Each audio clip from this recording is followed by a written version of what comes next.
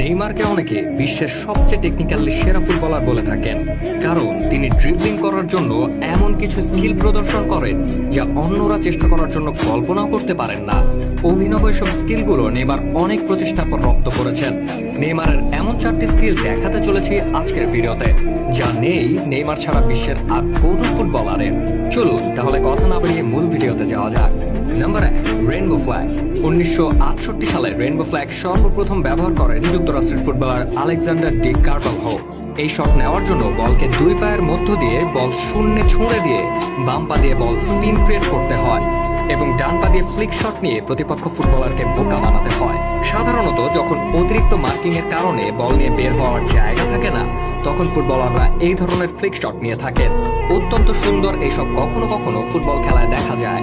বর্তমান সময়ে নেইমারকে সবচেয়ে নিখুঁতভাবে রেইনবো ফ্ল্যাগ নিতে দেখা যায়।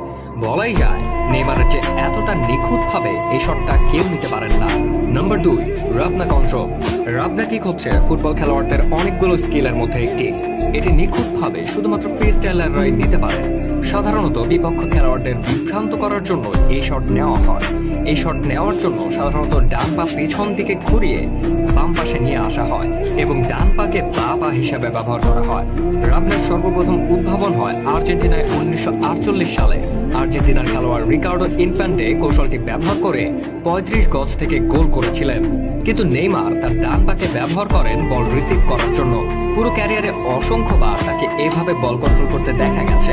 সামান্য ভুল হলে এই শটের জন্য বড় ধরনের মাসুল দিতে হতে পারে। ব্যাপারটিতে নেইমার আকর্ষণীয় স্কিলের প্রদর্শন করেন।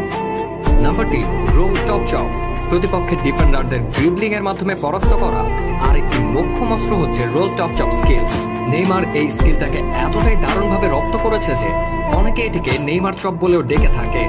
দুরন্ত এই স্কিলটি যারা শিখতে চান তাদের উদ্দেশ্যে বলি, প্রথমে আপনার ডান পা বলের একটু নিচের দিকে রাখতে হবে এবং বাম দিকে বল বোলিং করতে হবে এবং শেষমেশ বাম পা দিয়ে বলের গতিকে রুখে আবারও ডান দিকে প্রবাহিত করতে হবে। নেইমার রোল চপ স্কিলটাকে দারুণভাবে আয়ত্ত করেছেন, ফলে ড্রিবলিং এর সময় খুব দ্রুত তিনি ডিফেন্ডারদের বোকা বানাতে পারেন। নাম্বার 4, ইলাস্টিকো। নেইমারের অনেকগুলো স্কিলের মধ্যে অন্যতম হচ্ছে ইলাস্টিকো। এটিকে ফ্লপ ফ্লিক বা স্নেক বাইটও বলা যায়।